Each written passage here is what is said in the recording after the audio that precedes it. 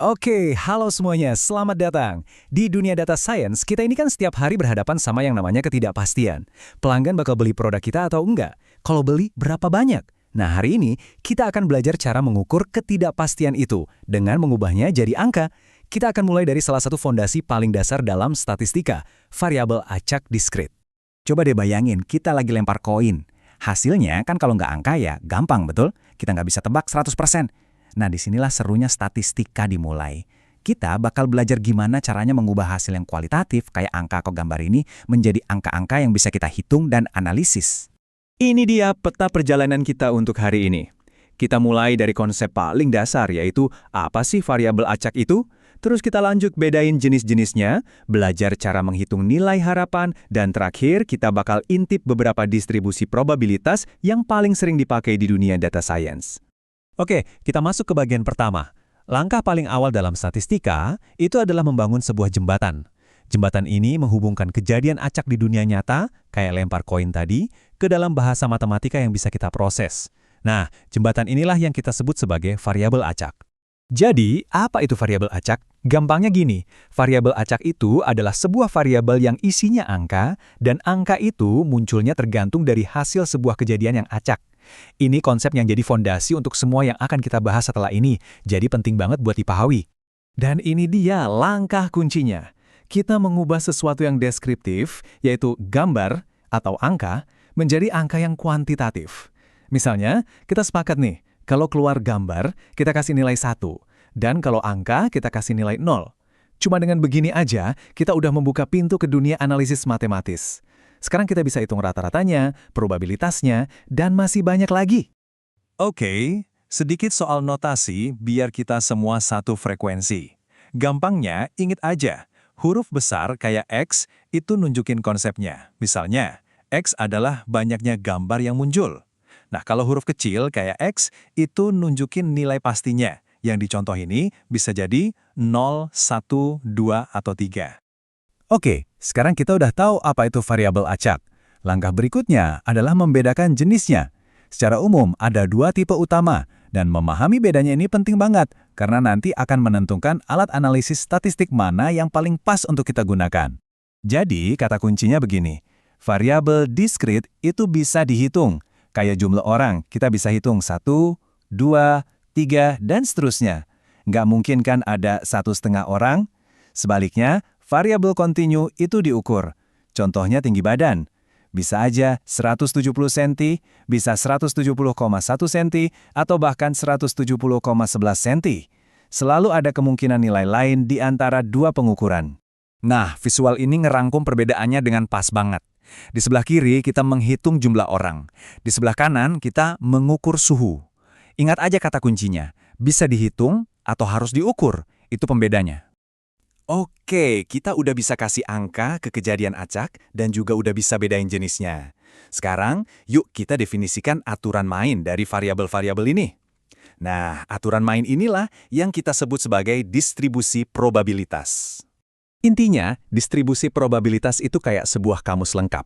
Isinya ada dua hal penting. Pertama, semua kemungkinan hasil yang bisa terjadi dari sebuah eksperimen. Dan kedua, seberapa besar sih peluang atau probabilitas dari masing-masing hasil itu untuk benar-benar kejadian.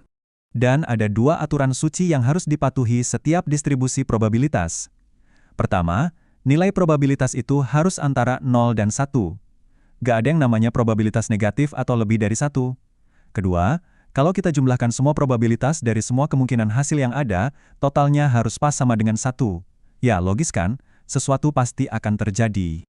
Nah, sekarang kita masuk ke bagian yang lebih aplikatif.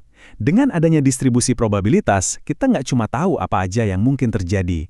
Kita juga bisa menghitung kira-kira rata-rata hasil yang bisa kita harapkan dalam jangka panjang itu berapa, sekaligus juga seberapa bervariasi hasilnya. Ini dia rumus untuk nilai harapan atau expected value. Kita juga sering sebut ini sebagai rata-rata atau mean, yang simbolnya huruf Yunani mu. Sederhananya, ini tuh rata-rata tertimbang. Caranya gampang, kita tinggal kalikan setiap kemungkinan hasil, X, dengan probabilitasnya, Px, terus kita jumlahkan semuanya. Biar nggak ngawang-ngawang, kita langsung aja pakai contoh nyata. Anggap aja kita punya data penjualan dari kedai kopi Ana. Kita pengen tahu nih, secara rata-rata tiap pelanggan itu beli berapa cangkir kopi sih? Yuk kita bedah tabel ini bareng-bareng. Kolom pertama itu jumlah cangkir yang mungkin dibeli. Kolom kedua itu probabilitasnya. Nah, buat dapat kolom ketiga, gampang banget. Tinggal kalikan aja kolom pertama sama kolom kedua. Misalnya untuk satu cangkir, kita hitung 1 dikali 0,378, dapatnya sekitar 0,39. Lakukan ini untuk semua baris, lalu tinggal jumlahkan deh semua angka di kolom ketiga. Dan kita dapat total nilai harapannya, yaitu 2,62. Terus apa sih artinya angka 262 ini? Kan nggak ada orang beli kopi 262 cangkir kan? Nah, ini yang disebut nilai harapan.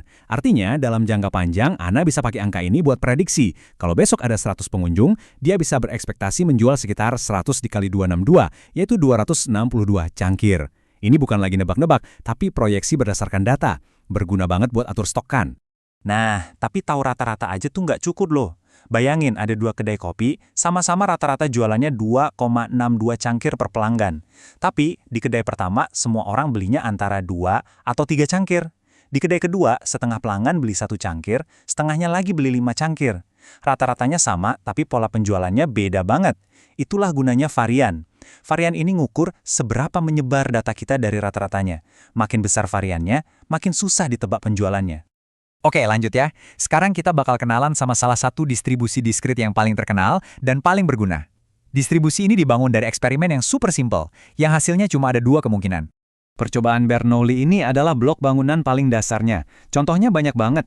Lempar koin, gambar sama dengan sukses, angka sama dengan gagal, tendangan penalti, gol sama dengan sukses, nggak gol sama dengan gagal, atau bahkan produk dari pabrik, bagus sama dengan sukses, cacat sama dengan gagal.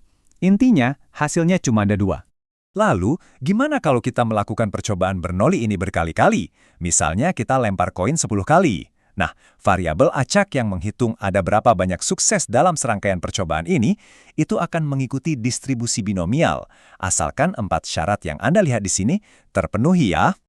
Yuk kita coba terapkan di kasus ini. Ini tuh skenario binomial yang pas banget. Jumlah percobaannya tetap, yaitu 6 restoran.